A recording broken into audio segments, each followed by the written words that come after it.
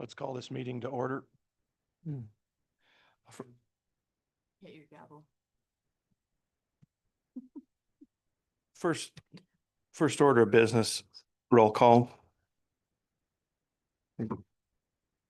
Mr. Chairman, this is roll call for the Select Natural Resource Funding Committee meeting on July 30th, 2025. Senator Cooper, Excused. Senator Landon, Here. Representative Ottman, Representative Provenza. Here. Co-Chairman Crago, Here. Chairman Williams. Here. You have a quorum. Thank you. And start with, I'd just like to thank everybody for yesterday. The landowners and the cooperators, the board, Director Bud, Grant Manager Wasserberger. It was a wonderful educational tour that you has helped us to understand just exactly what the board is doing and a lot of the challenges that you face. And I appreciate all the time that you spent with us yesterday. Thank you to the local legislators that are in the room. And thank you for going on the tour with us yesterday. Thank you to the school district here in Johnson County for hosting us. And looking forward to hearing from Director Bud this morning.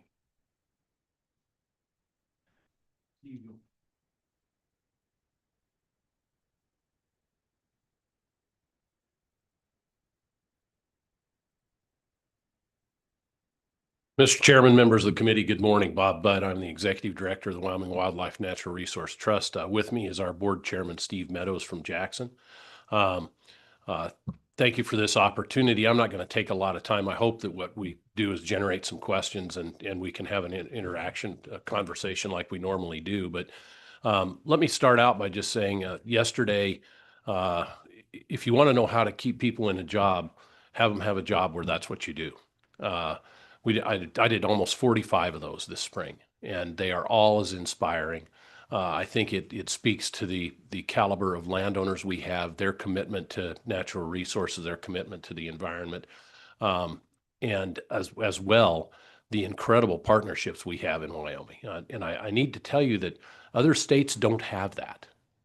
They are envious of what we have, and they'll say, what do you mean you got all these people together? You have landowners and sportsmen and environmental groups and county government and state government, and they're all pulling the same way, and that's kind of how we do things. And you've all heard it said that that's the Wyoming way, and it truly is, and you saw it in spades yesterday. This is the 20th anniversary of the Wyoming Wildlife and Natural Resource Trust this year, and we had a celebration down at Douglas on the Stock Grower Stewardship Award that was given to Jay Butler and his family down there, and we did a celebration down there. Very inspiring and very interesting to look back over 20 years. Governor Friedenthal opened that with the thoughts he had about when the trust was created. And then there were a number of other speakers, again, landowners, ranchers, others. But I think one of the highlights was the presentation of a plaque that hangs in the front of our office. When you walk in the door, you'll see it. 28 organizations that paid for that plaque, and it reads like all of Wyoming. Wyoming Mining Association, the Nature Conservancy, Stock Growers Association, Sheridan Community Land Trust, Petroleum Association of Wyoming, Wyoming County Commissioners Association. And as we started, it wasn't quite that way. There were a lot of bumpy roads and a lot of people who were uncertain about how the board might act. Today, I think we just assume, okay, well, this is how we do things, and it is. But it was very humbling to sit there and think back 20 years, and Chairman Meadows and I have been that whole 20 years together. We've got and Mr. Floyd, former Chairman Kim Floyd, was an original member as well. I say that basically just to give you a background on where we are today. We had not unprecedented, but for a number of years, high number of applications this year. 47 applications this spring. That we could easily do over 100 this year. That would be the most since the first year of the program. The difference between those applications and what we looked at the first year is that the first year, they were one-offs. They were a water tank here. They were a little something there. They were a piece of fence line. We are now operating at a landscape scale. And if you looked yesterday at the scale of where all that dirt road, that encompasses the kind of projects we're looking at. It is a complete game changer. When you start talking about people who want to petition species under the Endangered Species Act, when you talk about people who want to look at the health of our resources, which are the fundamental basis of all of our economy. I mean, you could really say that Wyoming, as grass goes, Wyoming goes. It's the underpinning of the scenic attractions that bring our tourist industry. It underpins our wildlife resources, which are a huge economic driver. It underpins agriculture, which is often underrated as an economic driver because it's so localized and that money turns over in communities much more often.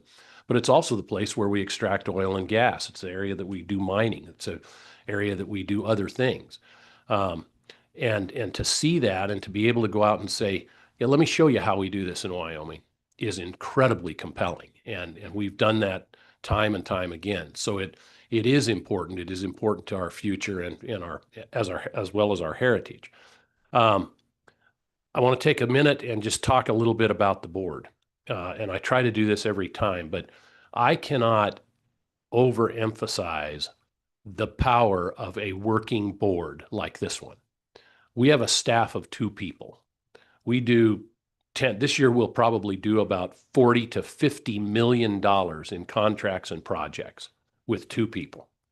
And the reason we can do it is because we have a dedicated, committed board of 9 members who go out with us on the ground, do the heavy lifting, and they get paid mightily for that. I mean, let's not kid ourselves. They get per diem and they get mileage. But they take time away. Steve takes time away from the motel in Jackson to do that. Others take time away from their jobs and their business to go out and do that. But the other part of that is that that's someone in a community who knows what's going on in that community and can relay that back to other people. Nobody ever wants to go off the board, which I think is a good thing. And again, yesterday, you can see why. We encourage them, and they do go all over the state. Esther Wagner goes with me on a lot of these. And what is it, Esther? About 150 miles just in any direction out of Casper to go see projects. But she does Little Snake River Valley, and she'll do Du Bois, and so all of them do that. They cross out of their district. There's no parochialism there. And moreover, we have a board that's split politically 5 and 4. I would defy anyone to identify which 5 and which 4. It's a team. They work together well. They are incredibly forthright and incredibly honest. When you get a project that somebody doesn't like, they don't kind of sit back and go, well, I don't like it. They rip it. And that makes projects better. And I think as I was kidding someone yesterday about having been on site visits, it was, I can't remember who it was, but Todd, I think, said, yeah, I've been through that. So the board's role is to take every project and break it down into its components. I mean, they go through the budget, they go and by the penny, they go through the science behind it. They go through the drawings and the mechanical, is it going to work? And that's done by citizens of the state. That's not something we're paying for. The end result is, and in the last 20 years, we have now reached a point where we've placed $1 billion worth of conservation on the ground in Wyoming. That cost the state roughly $150 million. So the leverage that we gain, about 5 to 1, 6 to 1, is coming from other sources, be that a landowner's contribution, a local conservation district, a weed and pest district, NRCS, the federal agencies, and that is another, I think, compelling fact about how the trust works. Our partners are usually on a project. We have half a dozen on any project. It's interesting that I was down in southern Colorado this year at the Trinchera Ranch, which is quite a gem. And we went out and looked at some stream projects they were doing. And I said, you're over-engineering and overspending on this. And they were very intrigued. They are now working with Wyoming TU, Wyoming Game and Fish Department, conservation districts, and others to look at their overall plan for the stream management on a massive ranch in southern Colorado. So we're able to export the talent that we have. I got a bunch of videos yesterday of how streams have been done. As you saw out there talking with Ian Wells, looking at how to restore the cottonwoods, that's been done elsewhere, and we can move that technology and those ideas around, and it's done in a free-flowing, very willing manner, which I think is very unique. I've spent over 40 years in this career, and I can tell you the difference between today and when I started is absolutely night and day. We would go out, the first stop, we'd have been there for 3 hours fighting over whether or not cottonwoods were important or which birds used them or some other thing, instead of just saying, yeah, this needs to get done, and seeing people nod their heads and say, yeah, I'll get with you as soon as we're done. That's how we operate, and I think that's compelling. Mr. Chairman, that's what I have to say today. I would defer to my chairman, Mr. Meadows, if he'd like to add anything, and then I'd be happy to have a conversation about anything you'd like to talk about. Thank you, Bob. Thank you, Mr. Chairman. Thank you, members of the Select Committee. It's wonderful to have the opportunity to talk to you today. I appreciate each of you traveling to this tour yesterday to see some examples of what the board does on the ground. You know, we could go to any part of the state, any place in Wyoming, and do similar things. That's the amazing thing. It's been a wonderful 20-year journey of preservation of the things that I think all Wyomingites love about our state. And the idea that we are approaching $1 billion put on the ground in Wyoming is truly remarkable. And it's something that I think everyone in this room and so many people across the state that have participated can be very proud of. I know I am, and I just wanted to thank you again for coming. Thank you. Any conversation from the committee? Senator. Mr. Chairman, thank you. You know, Director Budd, I just want to tip the Stetson to you. All of those 20 years, just remarkable. And you kind of pass off that it's the Wyoming way and all this stuff, and you're right. But I don't think the cohesion would be there and the collaboration and pulling everything together if you hadn't led the way. So a tip of the hat, Director. Thank you for everything you've done. 20 years.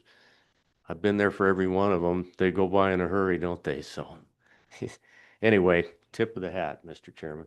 So. Thank you, Representative Ottman.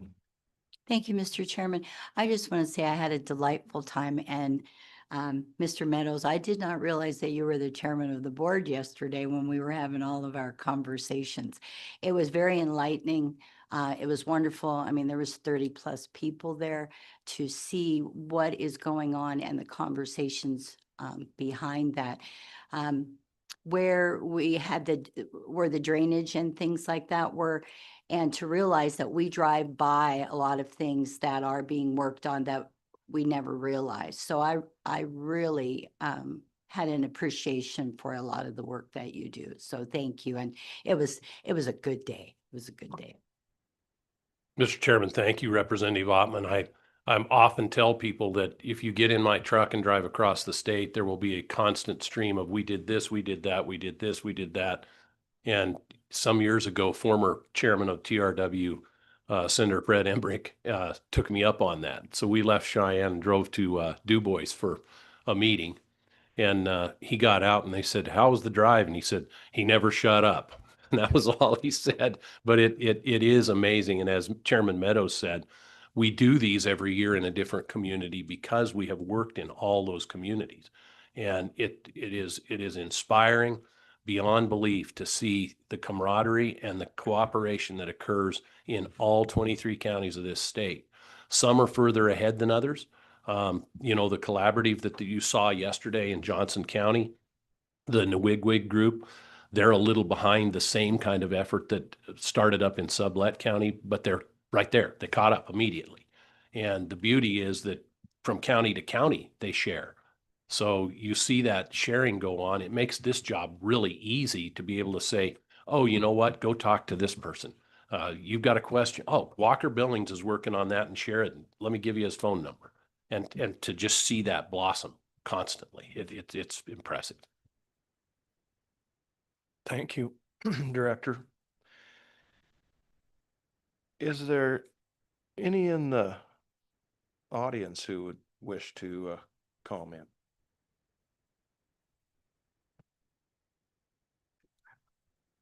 Senator Craigle. Thank you, Mr. Chairman. I just was going to acknowledge that our town clerk and our vice mayor walked in, so thank you for being here, both of you.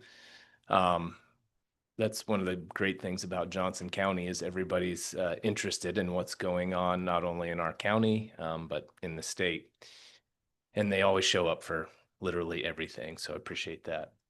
I just was going to comment about the tour yesterday. I mean, I think one of the things that makes all of this work is just the collaboration between such a diverse group of people. I mean, we're on a tour yesterday with the landowners and Game and Fish and conservation groups, and all of these people have the same goal in mind. And it's wonderful to see. And, you know, I think to your point, Director, is 20 years ago, that wasn't happening, and it is today. And it's on such a large scale that every one of our colleagues should go on one of these tours. I truly believe that. I mean, that's one of my goals at some point, is to get most of the legislature on one of these tours, just to see exactly what's going on and how successful it is, and how we can leverage our money with all of these different groups and all of these different people that really want to make great things happen for the landscape out in Wyoming. So thank you, Director, for making that happen. And hopefully one of these days we can get more legislators on these tours, because it is such a small committee that only a few of us go. And what we're kind of, the committee is kind of like the board, is once we're on, we don't want off, because it's enjoyable to travel around the state and get to see parts of the state you would never see backcountries like yesterday. I mean, I live here, and those are places I've never been, you know, get off the beaten path, and so that's really fantastic. So thank you. Thank you for chairing the committee, and for all the committee members that are here. Again, that's a testament to how hard they work. They're willing to come here and sit through a legislative meeting, for goodness sakes. So thank you.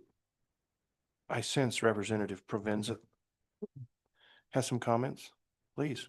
Thank you, Mr. Chairman. I have a question, and I want to give some context to members of the public. I think a bunch of people were on the tour yesterday, but we toured fire mitigation efforts and looked at the fire that tore through this community.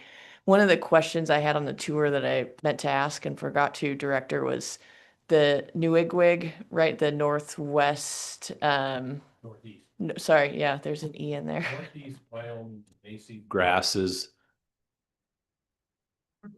Working group. Yeah, that's the WG. I got most of it. My question is, how many counties have something like that in place? I think we're going to continue to see fire, and just the ability for that group to come together and really execute some important work so quickly. Where do we maybe need to make sure that we can upend some or uplift some people like that in our communities, so that if we are devastated by fire, we have a good crew together? Well, Mr. Chairman, Representative Provenza, that's a great question. The Newigwig group is Sheridan, Johnson, Campbell, Crook, and did Weston Joyner? They're not. And Bighorn. So you cover that northern tier. There is a similar group over in western Wyoming that is Teton, Sublette, Lincoln, Sweetwater, and Uinta. Carbon County works with Albany County, but our Carbon County is so big that it's almost as big as some of these on its own. We have been encouraging two other areas to really look hard at this. One is the Bighorn Basin. I think you'll see that come to fruition. There's been good efforts individually by counties, and I think they're just starting now to talk among themselves like what you saw yesterday. And then the other is the South Central portion, and I know that they've started talking between Weston, Niobrara, Converse, and Natrona at our encouragement. On other issues, you have groups that are formed, whether it's migration, that's one, but on the fire and the invasive, the primary, the leaders in that would be this Newigwig group you've seen, and then the Western Wyoming group. I think the cooperation depends a little bit on the topic. So for instance, if you look at wildlife crossings, that becomes a different amalgamation of counties and a different group of people. Sometimes it's the same people, but it's really strong, and I think getting stronger. And people, we're all the same. We see success, we want to mimic that. And so you look at the success we've seen up here, and I think we're well on our way there. A couple things, if I may, Mr. Chairman, to add about that as we talk about fire relief, and that is that as we got into this, I gave credit yesterday, and this is for those who weren't there. This was a massive lift. And when I sent something out in March and said I need it in 15 days and asked these guys to give us the surveillance data that they had, the cost estimates that they had, the acreage they thought they'd need to treat, I mean, the ground is barely cooled off from the fires, and we're saying, give us data and details. And they did it. And they did it collaboratively. The county conservation district took the lead in Johnson County, but Weed and Pest was right there shoulder to shoulder with them, as were the landowners and others. And what we got was quality. Then we sat down with each of them and said, did you factor in 2 treatments? Did you do these kind of things? So what you get because of that collaboration is an immense quality change between just me writing an application and saying I have an idea, and me and 5 other people from 5 other different points of view saying, yeah, we all got together and this is what we did. The fact that the legislature allocated the funding, and it wasn't easy to get there, that they allocated the funding to do this was an absolute game changer. Not only ecologically, because had we waited, we would be 2 years down the road. You'd have given that advantage to invasive annual grasses, that advantage to loss of soil, all of those things. We will be on that and are on it. You saw it yesterday. That's immediate that some of these things are taking place. That, excuse me, that was critical. And as we come back next year, we're going to be able to come back and say, okay, here's what we've done. Here's what we need to do, and continue to do that. Again, to restore and maintain the underpinning of our entire economy, which is our grass. Mr. Chairman, if I could back up for just a minute, Director, I'm looking over at Senator Massey as we go along here, and I remember when this thing all got started, and it just, not to spend a lot of time on it, Director, but maybe you could reflect a little bit on what it took. In those early days, that was the idea of a governor who's not of the same party as this governor that we have today.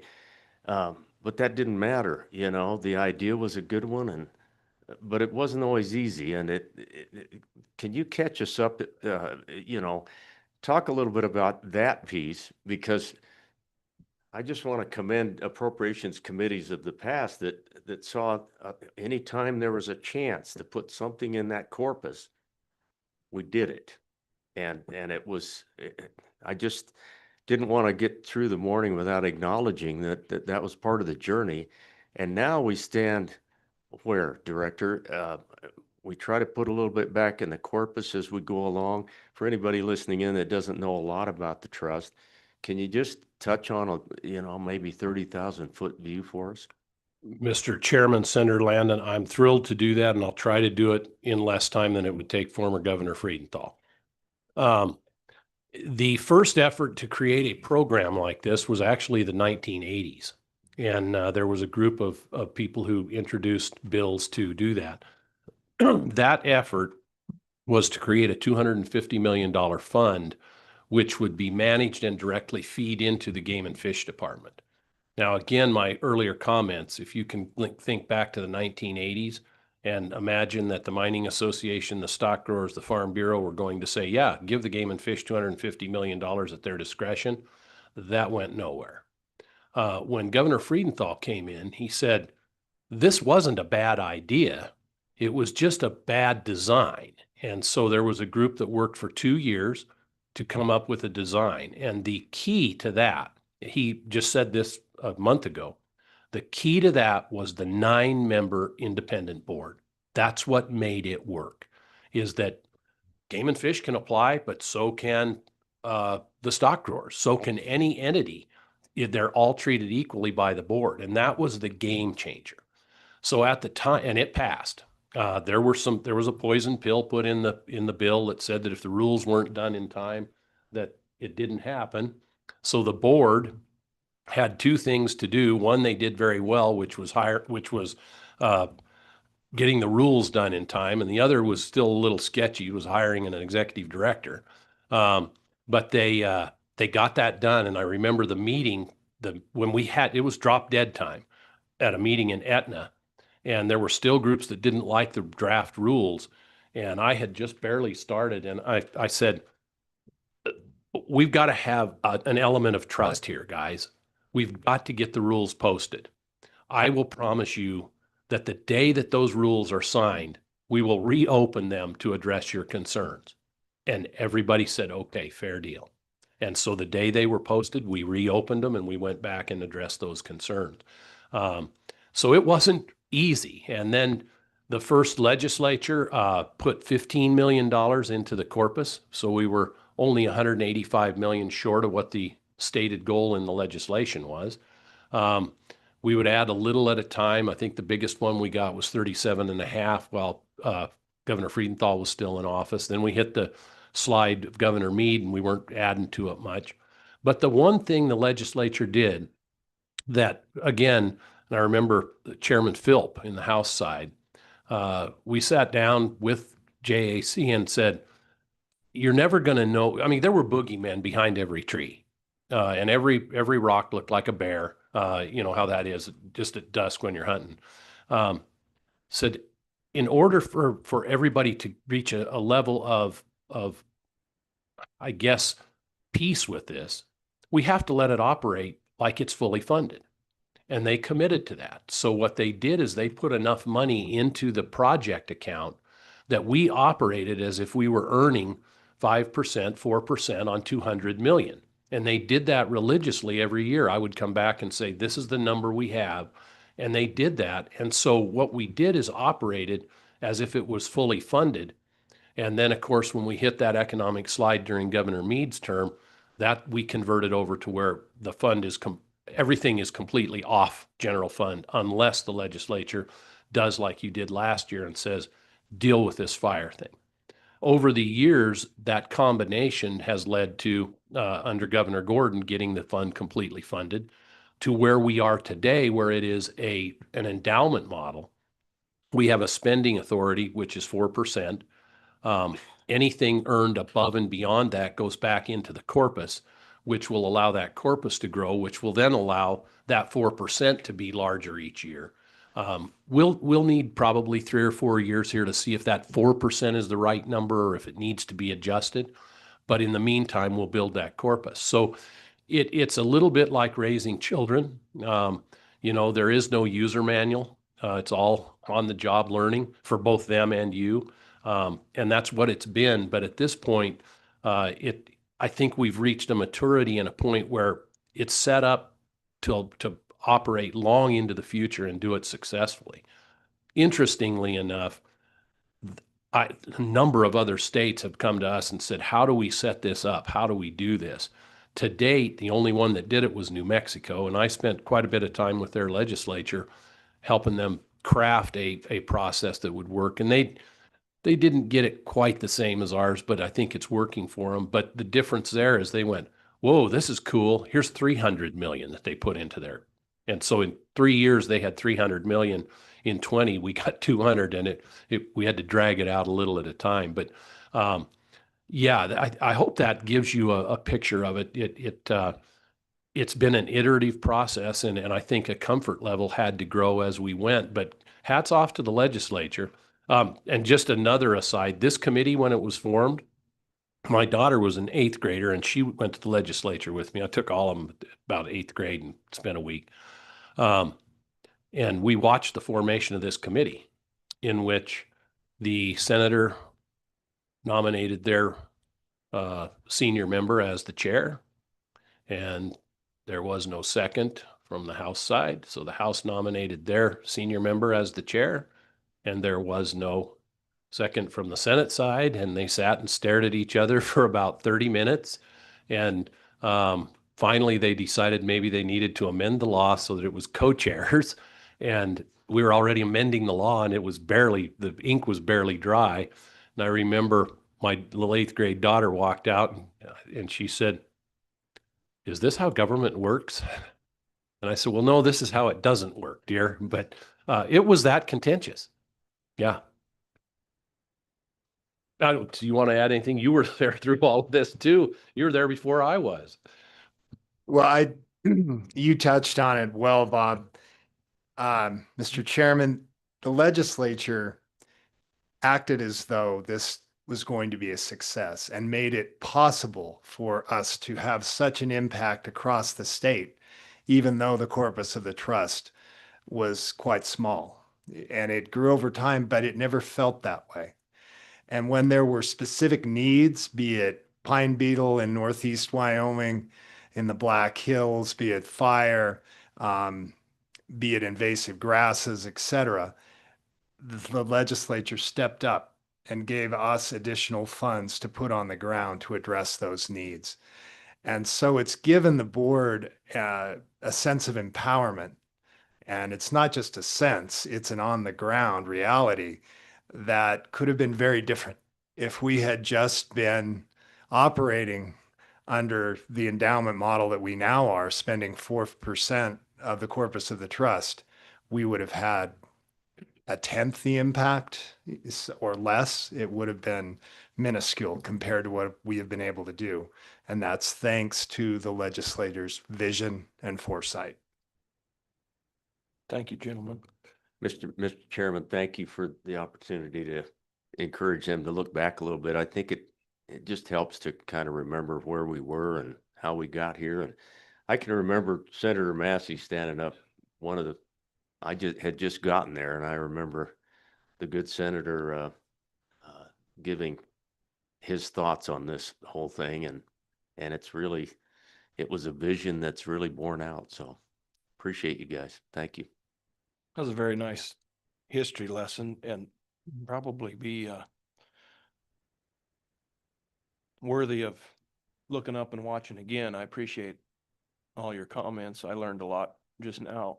I had one question for you that regarding the tour yesterday.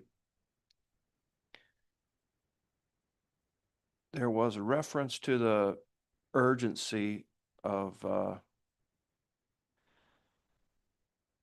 the funding, and I believe you mentioned that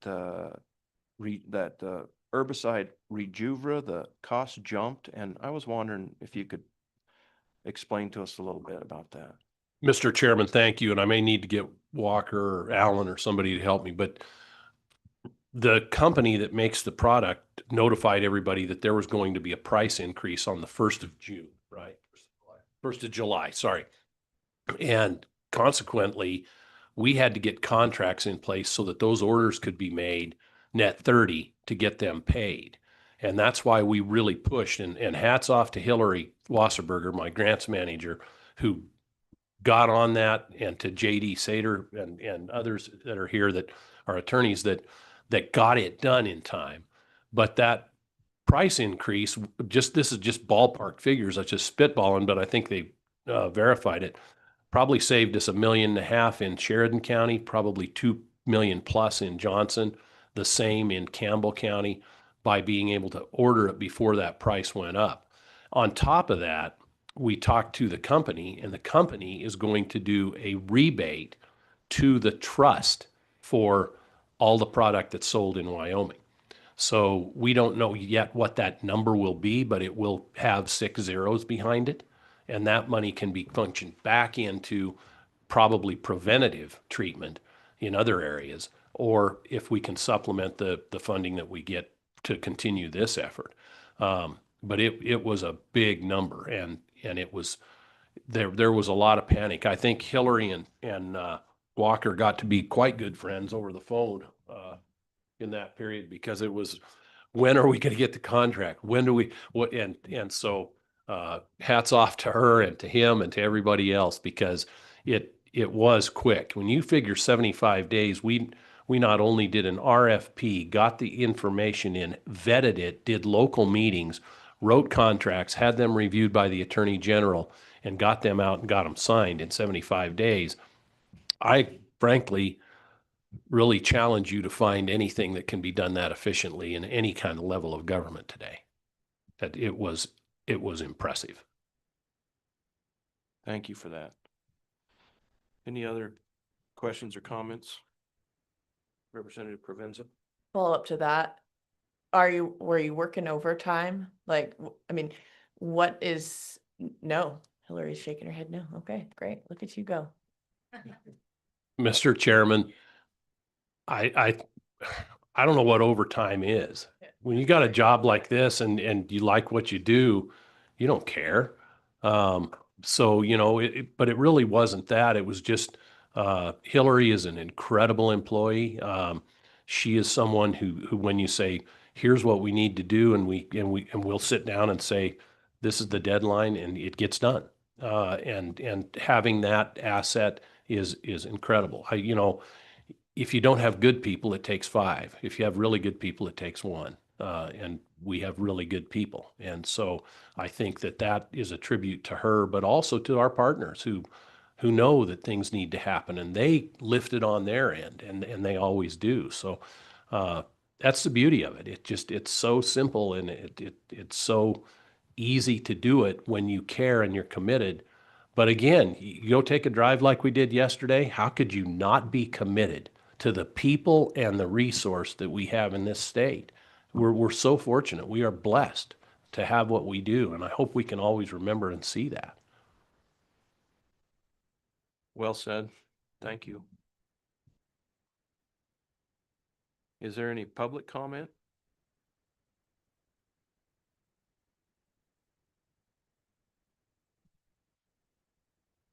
Maybe we'll move on to our next order of business this morning.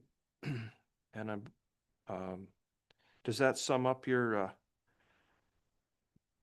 update also, Director? Or? Mr. Chairman, that is the update, yes. So Wyoming Outdoor Recreation and Tourism Trust Fund also has an update for us this morning, I believe.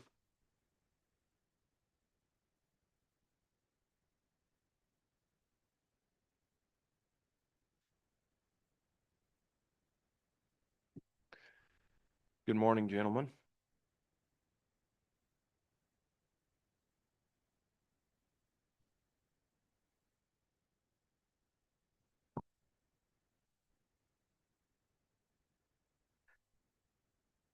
Good morning, Chairman, and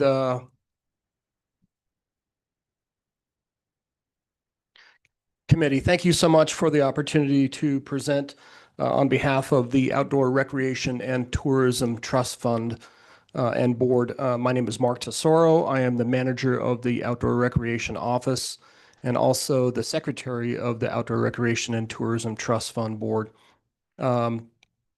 Couple things real quick. My apologies if I smell like campfire. I've been camping with my family up at Tyhack and just came down this morning for this meeting. So appreciate the opportunity. A couple of things. Our board started off with the appointment of the governor. The 9 members of our board were approved by the Senate and quickly got off the ground with a meeting in Lander. We had that in the spring, I believe in March. And those 9 members of the trust fund board represent different interests from our group. Let me just read through those real quick.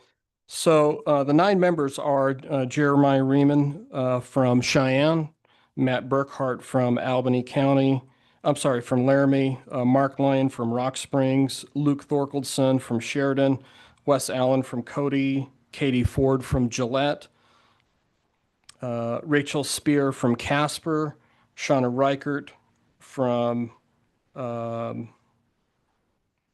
sorry, I forgot that one, and Mike Jones from Lander.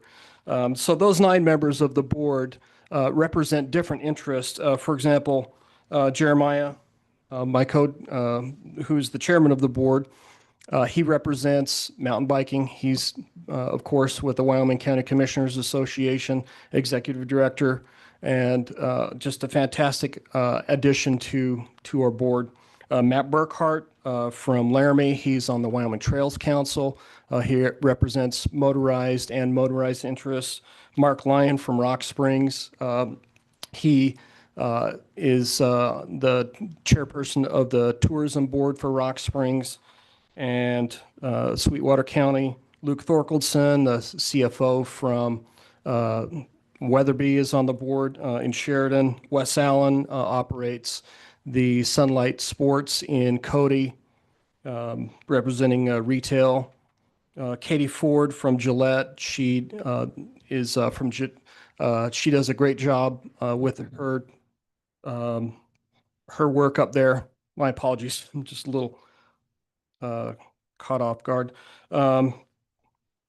Rachel Spear from Casper, she is with the Platte Trails group there. Shauna Reichert from, Mike Jones from Lander. He's the county commissioner from Lander.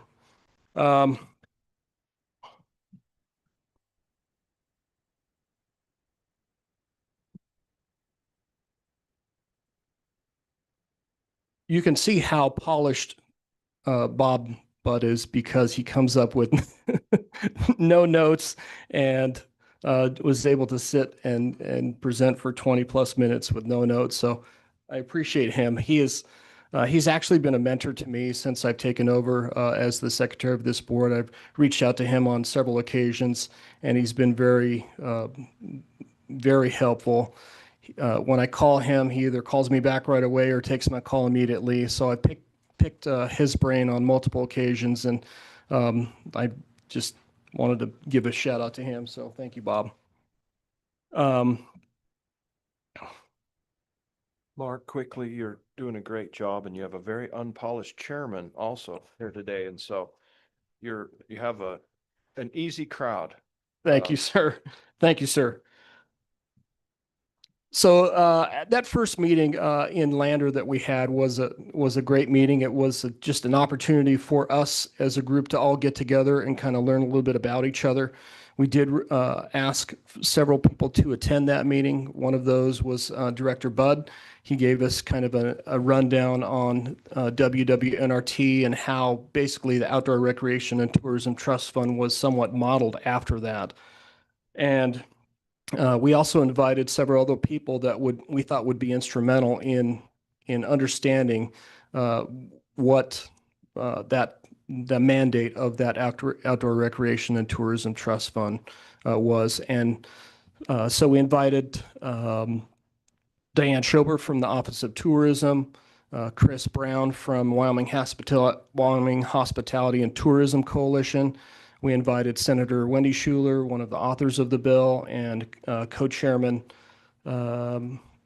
Sandy Newsom, who was a previous legislator on the bill. So we were able to invite them and just had a great understanding and background context of what we were trying to do with this fund.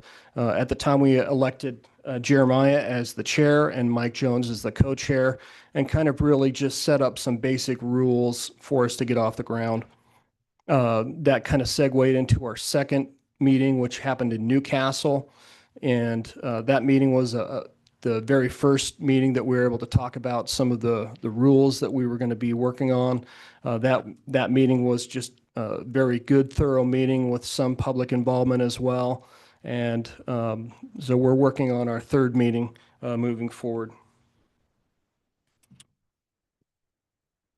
Our third meeting was scheduled to be in Casper around August 10th, but we've kind of pushed that back at this point right now because we're working with the AG's office and a little bit of back and forth and getting those rules kind of polished. So don't have a final date right now as to when we'll be having that August meeting.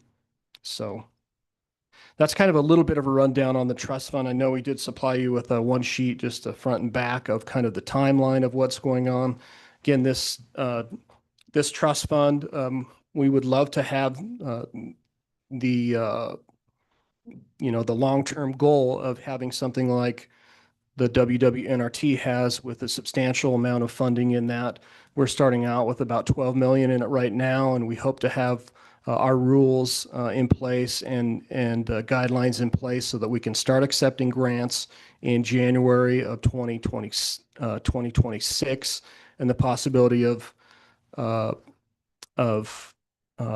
granting out money in July of 2026. So the grants can under $200,000 can be approved by our 9-member board, and anything over 200,000 will of course have to come to this select committee. So that's kind of a quick rundown, and apologies for the fumble at the beginning, but I'll turn the time over to Jeremiah, and I'll stand for any questions. Thank you. Good morning, Mr. Chairman, members of the committee. I'm not here in my normal role, now serving, as you've heard, about as the chair of this new trust fund, and I'm really excited to be in that leadership role and to be working with the wonderful group that we have. I wanted to first thank all of you for the incredible vision that you had to establish this trust. Obviously, you saw the vision. You've heard a lot today from the Wildlife and Natural Resource Trust, and you modeled our legislation after that and set the same goal of 200 million ultimately to be as part of this fund. It's a wonderful vision and one that we look forward to carrying out for you. I also want to thank Bob Budd. I have had the good fortune of working with Bob through the years on a lot of different issues, and kind of absorbing the information and understanding how things might work. But as we started to look at establishing this, I went over to Bob, and we jumped in his real office, which is his truck, and we went for a couple-hour drive ultimately, and just talked about every aspect that you heard this morning about the establishment of their trust, and trying for me to understand how we might impart those elements and the learning lessons that they've had through the years to our work. But I also want to thank Hillary and the entire board from the Natural Resource Trust. It is an incredible model that we hope that we can replicate. As you've heard, we also leaned on the Cultural Resource Trust to understand what they have established and what we could ultimately learn from that and embed into our work. I also want to thank the department for their support. Director Glenn and Deputy Director Chris Floyd call me on a regular basis just to check in. Are we doing okay? And I appreciate that. Mark mentioned he just came down the mountain from camping to be here. This is important to him, and I appreciate his support. And I especially appreciate Bryn Hirschman, who's in the back, if she could wave at you. She is really the feet on the ground and putting together all the materials and everything that we need in order to operate. And so I appreciate what she provides. As you've heard, we've had 2 board meetings. The legislation establishes that we should have at least 2 more this year, and we will meet that requirement. I appreciate Representative Ottman for attending our first board meeting and getting a sense of the work and other bits that we have ahead of us. We have established 2 working groups. One that is focused on the rules and regulations, which are a necessary component. We again have great models that we can look to. We've been challenged by the Attorney General's office to strip out repetitions of statute, which I agree with, and we'll work on that. We've got important outlines that you gave us in the statute. There are about 6 or 7 relative to criteria and administration of the program that we're working to embed into our rules. That's also the second working group, is to understand what those criteria are, what is going to be our required matching for any of the projects, what would we require in terms of ranking proposals that might come in. So that working group is up to their necks in trying to understand that, looking at the models here. Utah, Colorado, and many other states have programs that we're working with. And I'll just close by also saying an important component of our work has been working with a bunch of collaborators and interested parties. In particular, our wildlife advocates have been very interested in this issue. They were interested in the construct of the legislation. They're very interested in how we protect wildlife resources as we build out tourism and recreation infrastructure. And so I in particular have taken it upon myself to make sure that their voices are heard, that we're adopting language that can ensure that we consider those issues and work with the Wyoming Game and Fish Department and others to really benefit all of the aspects of our important public and open spaces. So with that, Mr. Chairman, I appreciate what Mark has provided you. Hopefully that helps a little additional, and happy to also answer any questions. Thank you very much. Questions from the committee? Comments? Senator? Thank you, Mr. Chairman. So, gentlemen, thank you. It's good to see you, Mark. Thanks for coming down off the hill, and you must have gotten in the creek early and scrubbed up, so you look sharp this morning. Mr. Riemann, you and I have had several conversations about this whole trails and outdoor front. As chairman of Travel, Recreation, and Wildlife, I was kind of hit with that. I didn't really expect maybe the depth of what we're dealing with here. I think you've been out in front of that, and I'm just now catching up. So I think it might be bigger than a lot of folks in our state have come to realize, this whole trails thing and this outdoor experience stuff. And it's kind of colliding with several things. So there's a lot of work ahead. One of the reasons I wanted to do the historical look back with Director Budd this morning and with Mr. Meadows is that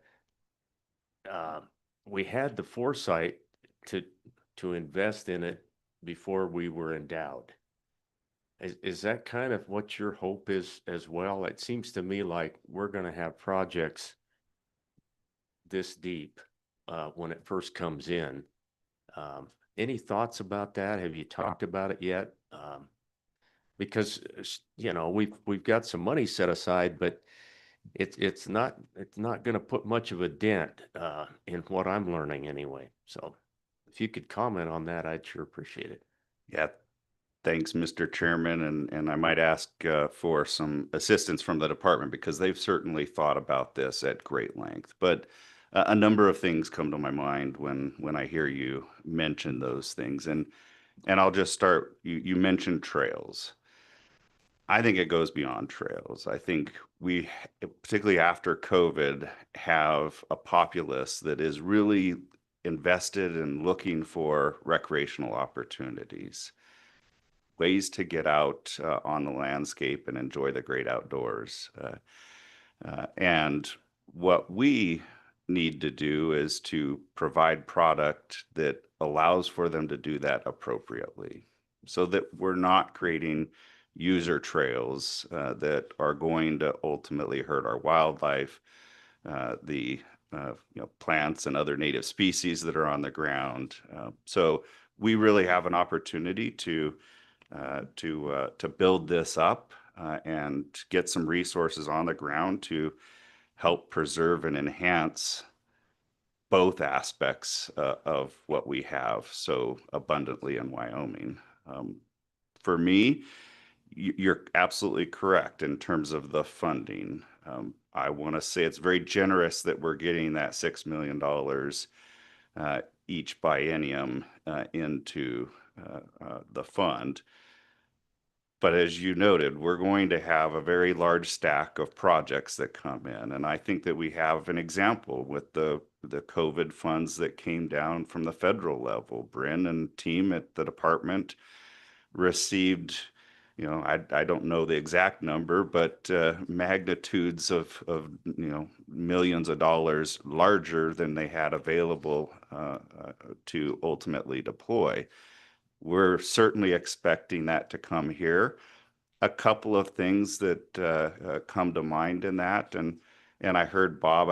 I can't remember the specific place that he spoke to, but some of those projects probably aren't worth our investment, and we need to be able to say no to those projects. But there are going to be a lot of really important projects, whether that be trails or archery or gun ranges, boat docks, other things that are going to come our way, and they're going to be legitimate projects that we ought to look at funding. And just me sitting here again, absorbing from Bob and hearing that they had the opportunity to have the funding and operate it as if they were fully funded. That's something that I'm interested to explore. I'm also interested to explore if we can get our application out on the ground quickly. What does that pile look like? And can we come to you and ask for some additional resources so that we can do this right up front and fund the appropriate projects moving forward? So, Mr. Chairman, I don't know if that helps, but that's what's on my mind. Thank you, Mr. Chairman. Appreciate it. Thank you, Mr. Remus. Chairman? Thank you, Mr. Chairman. So just a little bit of follow-up, and either one of you, I think, can answer this. Just along the realm of informing the public and letting everybody know, what is this trust fund? What's its purpose? And so along those lines, I guess maybe tell us what kind of projects you envision us doing. What are we going to partner on as we go forward? Just give us some general ideas of those types of projects so that when a constituent of mine from Johnson or Sheridan County says, hey, what's this thing do? Should we be applying? I'll know whether to send them your way or not. Chairman and Senator Craigo, thank you for the question.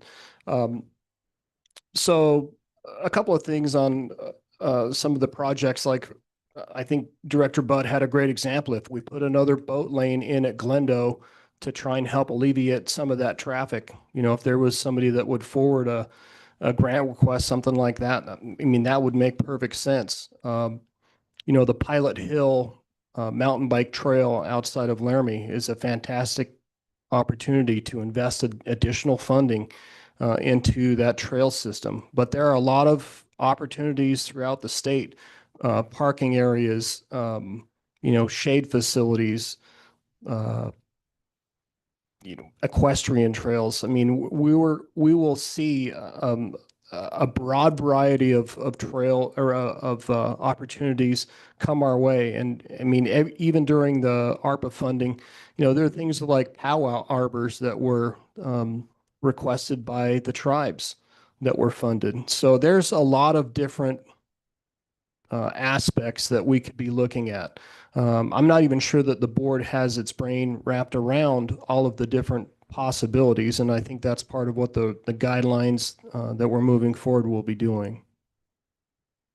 Yeah, Mr. Chairman, if I could just add, I think one of the things that we're going to have to work through is that there are some other funding sources that exist out there, right? We have the Land and Water Conservation Fund, which is an important federal resource that comes down to the state.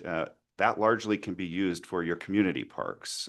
So I could envision us saying that's probably not the space that we're going to be getting involved in. We're not going to be building swing sets and slides. That's better suited through the Land and Water Conservation Fund. We have OHV funds that also exist out there. I'm not saying that we wouldn't fund those projects, but what level of matching requirement should we have if there is other available resources against other project areas that don't have those available resources? So I could certainly give you a sense of the projects we might fund, but we're trying to work through a lot of those aspects which are embedded into the statute as things we're supposed to consider. Representative? Thank you, Mr. Chairman, Mr. Reeman and Mr. Tesoro. It's good to see you here today. I had a couple questions. One, if you could just remind me what the legislation was and the bill number, I'd appreciate that. Also, as these projects go forward and there's applications, is there a process for continued maintenance on those? Are you going to work with people then that they will be in charge of that maintenance, or how is that going to work? Thank you.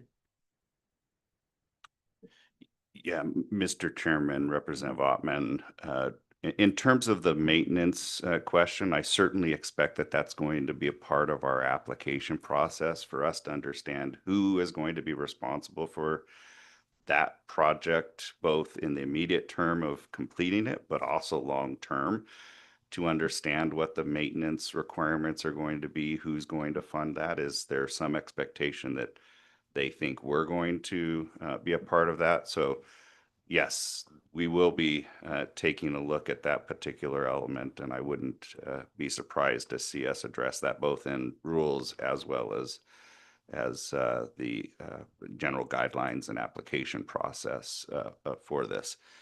In terms of the bills, it was a series of bills, and I don't have those particular. Oh, actually, I do have a couple of them. One was House Bill 74 from 2023. And then the second iteration was in 2024 with House Bill 67. If you may remember, we set up the fund in the first iteration and decided that we would come back the next year and work out the administration. And so that's the reason that there were two different bills in place. Thank you. Anything else from the committee? Senator? Mr. Chairman, just as a point of interest, the standing committee, Travel and Wildlife, and Representative Provenza knows all about this. We got an interim topic on non-motorized trails.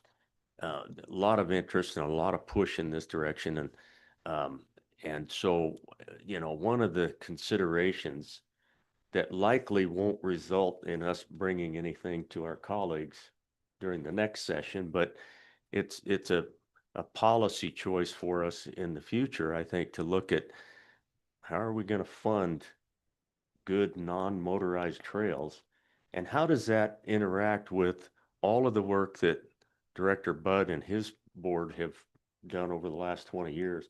It was interesting to me to learn during the Governor's Wildlife Forum up in Du Bois earlier this year from the director of Grand Teton National Park.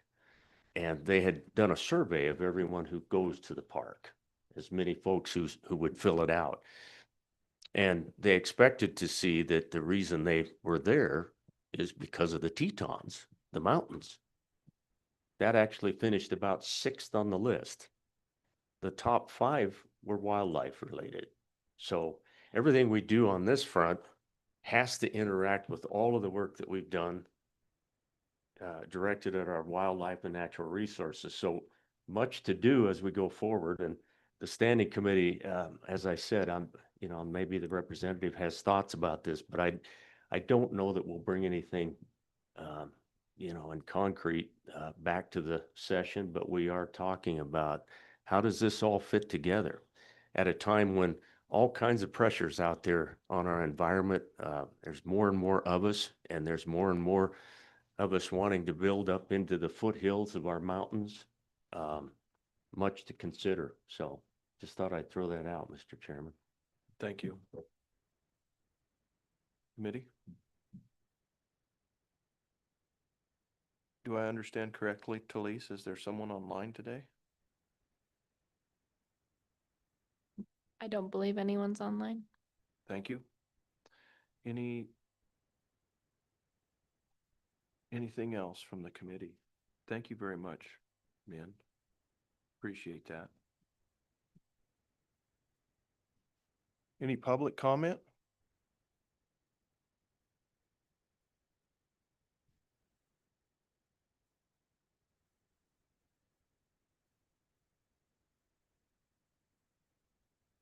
I just like to say these types of conversations remind me of all the things that most of us love about Wyoming. And just the amount of cooperators that were on the tour yesterday and that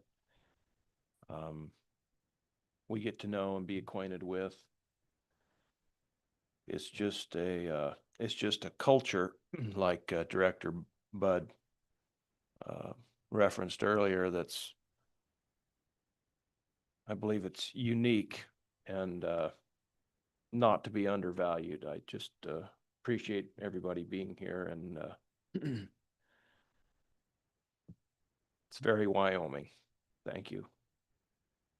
Director?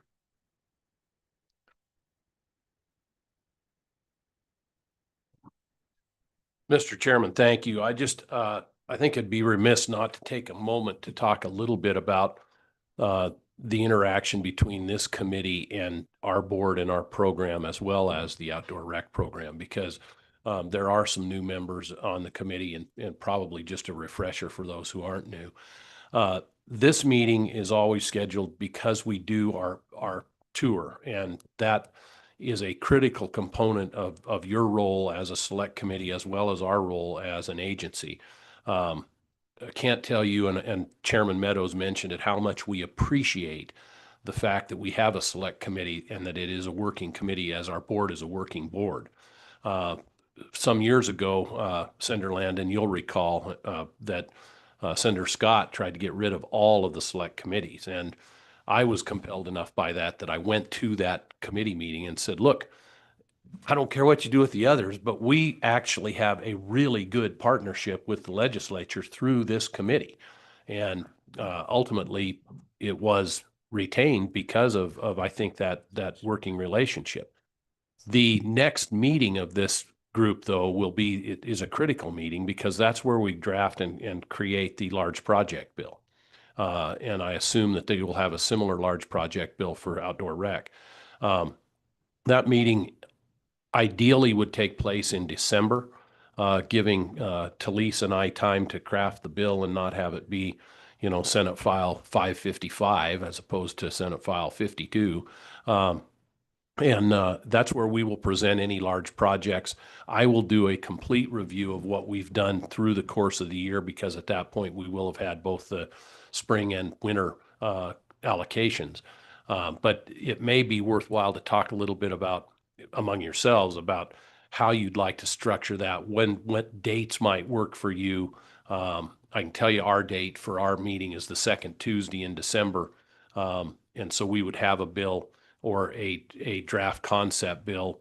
It works a little different. And just as a reminder, again, in the odd years, that is a different story, because your terms expire on December 31st. So we have to have that meeting in December.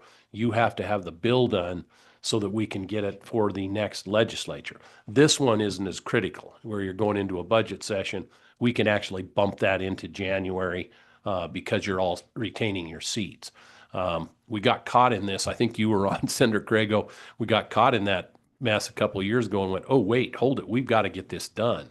So we ended up doing a hasty video meeting that I think is not conducive to what you want to do. But just as a matter of process, I thought it would be worth having a conversation, or at least making people aware of kind of how the process works here forward. So be happy to answer any questions. Representative Provenza. Mr. Chairman, so just to be clear, we motioned for a bill draft today to work with you all. No, we've done that in the past, right? Mr. Chairman, Representative Provenza, I don't think you need to do that at this point. We don't even know yet what we have for large projects. So, and the way that that works is we grant money twice a year. I think, help me board, did we have 2 that were large projects in the spring application? We did. So we had Matizzi was one and partially funded that so that we could bring it forward. And I think there was one other. It was Salt River. Salt River was the other that were going to be large projects. So we deferred the Salt River because of that. We partially funded the Matizzi project. So that's the 2 we know of. But the standard practice of our partners is they know if they bring a large project in the spring, it's going to get deferred. So a lot of times they wait and bring them in the fall. But I would say at that meeting, that's where sometimes you'll motion to draft a bill. We won't necessarily have it, particularly when you get into that timeline where we have to meet in December. Sometimes we don't have time between our meeting and yours to actually draft the bill. Does that answer your question?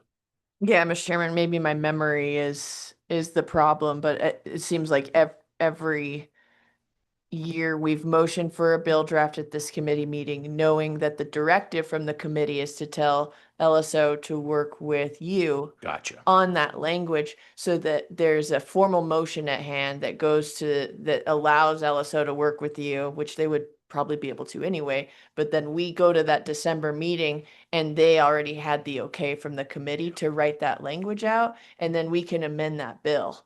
Because we've amended that bill during that final meeting. So I'd hate to not make a motion today and then get to that meeting and motion for a bill draft, not have that bill draft in front of us, not be able to amend the minor things that we sometimes tweak in that final meeting. Yeah, Mr. Chairman, I appreciate that and certainly support that notion. That would be great. Mr. Chairman, if that's a motion, I would second it. Mr. Chairman, you have to close public comment first, and then I'd be happy to make the motion. Just know that there's a second wait. Thank you, Mr. Chairman. So just while I got you up here, Director, can we visit a little bit more about the fire relief and restoration stuff and just really where we are on that, what you envision going forward, what you may or may not need from the legislature going forward? I think just, especially for all the locals here in the room, it'd be helpful to know where we are and kind of what lies ahead and what our partners that are sitting behind you, what they're doing for us, how hard they're working, and then also what they may need from us as well. Mr. Chairman, Mr. Co-Chairman, thank you for the question. I think probably I should have covered that in more detail in my previous comments, but I appreciate the opportunity to do it. As you know, when the fires occurred, and because you were right here, but a number of us toured those fires and looked at them either by air, by ground, or by boat. And the immediate response we had, and we talked about this a little bit yesterday, and that's probably why I didn't go into it in detail. There were people who immediately said, I want to spray now. And there were numerous meetings and led by the weed and pest districts who did an outstanding job to say, no, don't do that. Don't treat what you don't know now because you could have unintended consequences. So that's how we rolled into the RFP process and everything else. At the time, after the fires, the governor asked for $130 million. That $130 million was generated largely by myself, but with the aid of forestry, ag, others. And it partitioned it out to look at what happens if the federal funding that they talked about yesterday from FSA and NRCS runs out. So you build fence for 20 landowners and there's 10 left that didn't get funded. We felt we ought to be able to come in and fill that vacancy. We looked at what the cost of treatment, given the cost of Rejuvra and the number of acres that were burned. Remember, we burned almost 1 million acres. What that would be. And I used a factor of 25 to 40%. would need to be treated immediately for invasive annuals. You just run the math, and here's what the cost per acre is. And so that number came out around $45 to $50 million. We did the same thing with restoration. What does it cost to reseed per acre? And people were shocked to find out how much seed costs, native seed costs. And then your application again, and you heard the discussion about trying to figure out how to air seed sagebrush seed out of an aircraft, and the work that these guys had to do to modify things with Bighorn Airways to do that. All of that went into that $130 million request. That got, as things do, got caught in the process of the supplemental budget. And ultimately, none of that was funded in the supplemental. Fortunately, we had 2 Senate files that came over that we could work through and get some of the funding for both treatment and restoration. But it was less than half of what we initially estimated that cost would be. So we're sitting on less than half. We put that money out there, $49.5 million, and we've already allocated over $33 million of that simply primarily for treatment of invasives. That treatment will start in the next 30 to 60 days. So people have been saying, well, why haven't they done it? Well, because it isn't the right time to do it. And we needed this summer to look at, as you did yesterday, and say, where are those priority areas? We funded the surveillance through Imagine and through the university, and they hired additional people to go out and look at the areas that need the most treatment immediately. And the way that we did that, and I hope that Walker and Alan may even want to come comment on this, and Lindsay, the way we did it to expedite it was said, we need to have a mentality of red, yellow, green. Red is you've got to do it now. Yellow, we can probably wait a year, and green is stuff that recovered better than it was before the fire. That is being done. That triage is being done right now. And so we'll have that as they start treatments. We expanded that to say it doesn't do any good to go into the fire perimeter and treat it if you don't treat the upwind source. So we added a mile, I think. Didn't you guys all add a mile? And in some cases a little bit more, primarily to the west side, where you've got large stands of cheatgrass, ventnata, medusa head, so that we take that seed source out of play into that fire perimeter. So your acreage expanded and contracted based on what your actual on-the-ground situations were. So I can't give you a number today because we'll have to go back and look at what the surveillance has told us and then what the treatments this fall are. But I think I can say with relative confidence, it will be at least as much as what we asked for originally. And that doesn't even factor in some of the restoration costs when you look at the work that was done in these small draws and the Z-dike structures, that kind of thing. You take that over to the Elk Fire, which is on the Bighorns, a much steeper slope, a higher risk of massive soil movement. Those kind of things need to be factored in as well. And it also doesn't factor in that in the supplemental budget, the original request that I put in there before the fires was the remaining 11 million from the prior year, which was cut in half to 9, which was dealing with areas where they are being preemptive on invasive annual grasses. So the money that would have gone into counties where we didn't have fire, where they still have an invasive annual issue, that got stranded in the supplemental budget. And we didn't get that backfilled. We got the 49.5, but it's specific to fire. So the board has been scrambling to help supplement some of those efforts out of their regular funds. So that 11 million is back in my supplemental request now. We'll include that 11 million that got stranded in the supplemental budget. So I think we're looking at a significant dollar amount. If we don't do it, as you heard yesterday, if you aren't diligent in treating and following up, then you just wasted the first $35-45 million. And so that will be a conversation I intend to have with JAC and hopefully get support from this committee on. Follow up, Chairman. Thank you, Mr. Chairman. So Director, I mean, just timing wise, as we're looking out, you know, this year, the biennium, 3 years from now, I mean, how do we break that down? Do we need it all right away? What do we need to be asking for or supporting as we move forward in this effort? You know, and I'm not asking for any dollar figure, but I mean, is this just so we kind of this committee and we can talk to all of our friends? I mean, what do we think it looks like as we just move down the next few years? Mr. Chairman, Mr. Co-Chairman, I'm going to say this a little bit tongue in cheek, but the promise of legislatures giving you money in a stream of payments has been a fallacy for a century or more. If we need 45 million or 60 million or whatever it is, my preference is put the money in the account. It's not going to go anywhere. It can't be used for anything else. It is there for that specific purpose. And then we know we have it.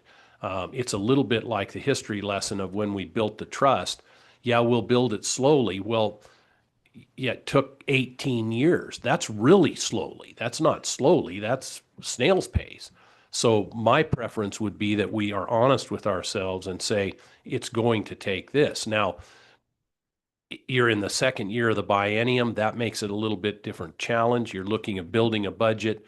That was part of the problem that we ran into, quite honestly, 2 years ago when JAC said, well, you know, we're in the first year of a biennium. You asked for 20, we'll give you 10, which became 9. And then next year we'll give you the other 11, which was great. Everybody agreed. I don't think there was any devious effort there. It was intended to do that. But then we stranded the supplemental budget. And so the 9 was great. The 11 never happened. So we'd have been better to put the whole 20 in and say you've got a biennium to spend that, as opposed to saying here's the first year. And we all know appropriations has done that. You've served on that committee, Mr. Chairman. I just think it's better to be honest with ourselves and say we think it's going to take X number and put that money in now, and then realize that we're going to spend that over a period of biennia. Thank you for that. Very helpful. Yep. Anything? I else, don't, Director? unless Walker or Allen have something they want to add, guys. Okay.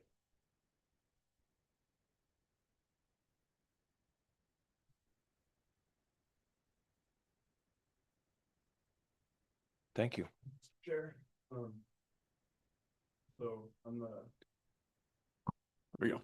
So I'm the supervisor for Sheridan County Weed and Pest, and Bob covered it pretty well. But I think that sometimes you got to understand maybe like the mechanism behind some of these things to really take it home and like Senator Crago said, talk to your friends about it.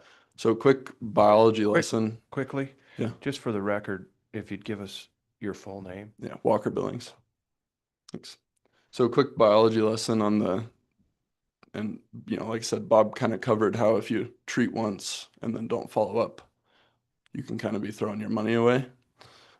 Just to explain that, there's been talk about the herbicide that we use, Rejuvra, and the way it works is it sits in the top layer of the soil and it prevents new seeds from building roots. And that's how it kills the annual grasses, right? Because they have to reproduce from seed every year. And if you take that ability away, then you lose them. It sits in the soil for like 3 to 5 years, and that's how we see that 3 to 5 years of control. But once that 3 to 5 years runs out, you still have some viable seeds sitting in the soil. And if you don't retreat, those seeds grow into plants, and they produce, one cheatgrass plant can produce 100 or 200 seeds on its own, and then you get a really quick logistic growth. So you don't just get like a slow creep back in. You get like a total scuttling of the initial investment. So the way that we've been presenting it, like to the trust board, is not just, 2 individual actions, but it's really like 2 part of the same action. So it's really important that we have that follow up, because not only do you get the cheatgrass moved back in, but it's just a total loss of your initial investment. It's just 2 parts of the same project. They're just because they happen a couple of years apart doesn't make the second part any less important. Understood. Thank you for that. Any questions? from the committee? Senator? I just have a quick question, Walker. I noticed that your coach, Walker, that's not just coaching people how to get rid of weeds, right? No, that's hockey. All right. Yeah. That's good to know. Yeah. Thanks. Appreciate that. Thank you. Co-chair? Yeah, Mr. Chairman, not necessarily a question, but just a comment that Sheridan County has done a lot fighting these invasive grasses. Walker's at the center of that. And you know, I think we talked about Newigwig and the coalition really built between our counties. I mean, I'm lucky enough to represent two good counties that work well together. They're constantly in communication, and that teamwork makes a huge difference out in the field. And if you want to see what invasive grasses can do to the landscape, go to Sheridan County, drive to the state line and work your way back down to the city. It's unbelievable. And the work they're doing to just try to contain that, and I've talked about this during session a lot. It's scary. We do not need that getting out of this particular part of Wyoming, and it's trying. You know, it's recently made its way to Johnson County. It'll keep moving if we don't spend the money and contain it right here. And I think we need to focus on that as a legislature and as a state, because the effects of that, and these two guys, Walker and Allen, can tell you what it will do to not only our landscape, our wildlife, but our agricultural industry. It's devastating. And all you have to do is drive up there and you can see what we're talking about. And so kudos to these guys for all the hard work that they put in, and the state as well. I mean, they're working hard to address the problem, but it takes a lot of money. And that's just the fact of the matter is it's not inexpensive to go fly thousands of acres to keep that stuff from spreading. So just wanted to point that out. Thank you, Mr. Chairman. Understood. And I understand that it takes a lot of money, but at the same time, I think this is as affordable as it will ever be. And thank you for all that you're doing.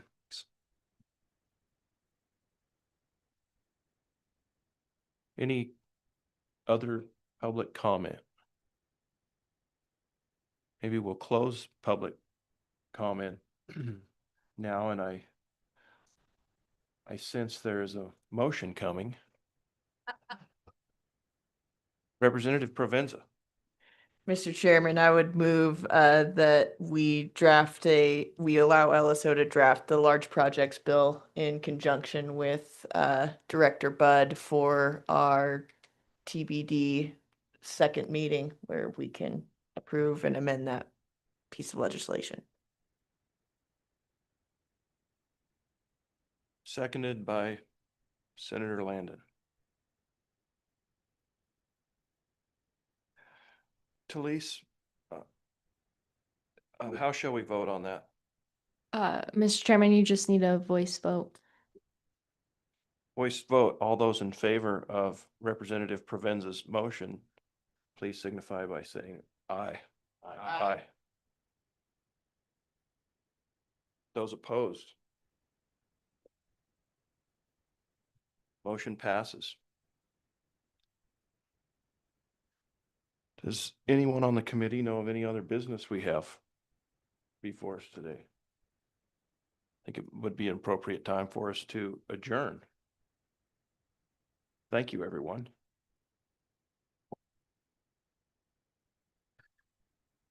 Chairman Bud, have a good trip, and congratulations on all fronts. Pardon? I'm gonna hand this to Lee, so and then